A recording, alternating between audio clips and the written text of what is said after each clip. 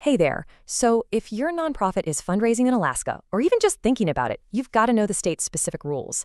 In this quick explainer, we're going to break down exactly what you need to do to stay compliant. Just so you know, this explainer is part of our multi-state fundraising compliance series, and it's brought to you by Ironwood Registrations. Our whole goal here is to take these really complex regulations and turn them into practical, easy-to-understand advice for nonprofit leaders just like you. All right, let's just jump right in with a question we get asked all the time. A lot of nonprofits think that once they get that federal 501c3 status, they're good to go. They can fundraise anywhere, right? But is that actually true? Well, the short answer is nope, not always. I mean, your federal status is absolutely crucial, but a lot of states, and yeah, that includes Alaska, have their own separate set of rules for any organization that wants to ask their residents for donations. Okay, so that leads us to the big question, right? How do you know if your nonprofit actually has to register in Alaska? Let's dig into the state's specific requirements and figure it out. So first off, what exactly are we even talking about? Well, charitable solicitation registration is basically a state-level permit to fundraise. In Alaska, the agency in charge is the Department of Law, specifically the Office of the Attorney General. They're the ones who run the whole program for any group that's raising money from the public. So who actually needs to do this? Well, the rule applies if you're located in Alaska and asking for money. But here's the kicker. It also applies if you're based somewhere else, say California or Texas, but you're soliciting donations from people in Alaska. And this definitely includes any campaigns that are specifically targeting Alaskan donors. And you really need to know this. The word solicitation is defined super broadly. We're not just talking about old school direct mail here. It means your online Donate Now button, it means your email blasts, it means your social media fundraising campaigns.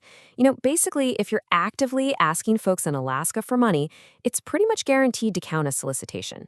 Okay, so before you start scrambling to find the right forms, hold on a second. It's really important to know that not every organization has to register. Alaska actually has a few key exemptions. Let's walk through those right now. The first big one is all about size. If your nonprofit isn't planning to raise more than $5,000 in a single fiscal year, you might be exempt. And just a heads up, that $5,000 limit is for private contributions. It doesn't include any government grants you might get. All right, there's another one for really small-scale efforts. If your organization gets donations from 10 people or fewer, that's it, just 10 individuals, over the whole year, you probably don't need to register. But, and this is a big but, there's a really critical catch that applies to both of these exemptions. Okay, so here's the catch I was talking about. It's the one requirement that underpins both of those exemptions we just mentioned. To qualify for either of them, all of your organization's activities, and yes, that includes all the fundraising, have to be done by unpaid volunteers. The second that anyone, an officer or a member, gets paid for their work, you're pretty much required to register. It doesn't matter how little money you raise at that point. On top of that, Alaska also exempts a few other specific types of organizations. We're talking about certain religious groups, the ones that are also exempt from filing with the IRS. Political candidates and parties are also exempt since they have their own disclosure rules. And finally, nonprofits that have a valid charitable gaming permit in Alaska are exempt too. All right, so let's say you've gone through the list and you've figured out, yep, we're not exempt, we need to register. What's next? Let's walk through the actual practical steps for how to get it done. The good news is that the process in Alaska is actually pretty straightforward. You just file the registration online, give them your basic info and a list of your officers and directors, and pay a $40 filing fee.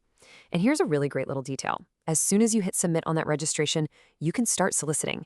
You don't have to sit around and wait for the final approval, which is awesome. Of course, this isn't just a one-and-done thing. You have to renew it every single year. The renewal is also done online, and it's another $40 fee. Now, the most important date to circle on your calendar is September 1st. That's the deadline. And really, take note of this. Alaska does not give extensions, so hitting that deadline is an absolute must.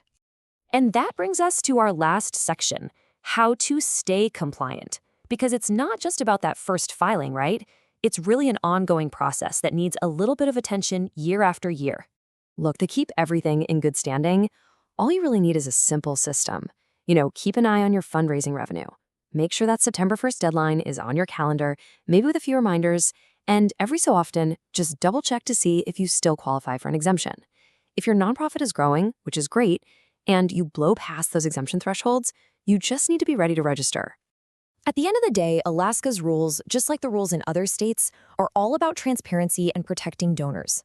And because the laws can be so different from state to state, really understanding where you need to register is just a core part of running a healthy and compliant fundraising program.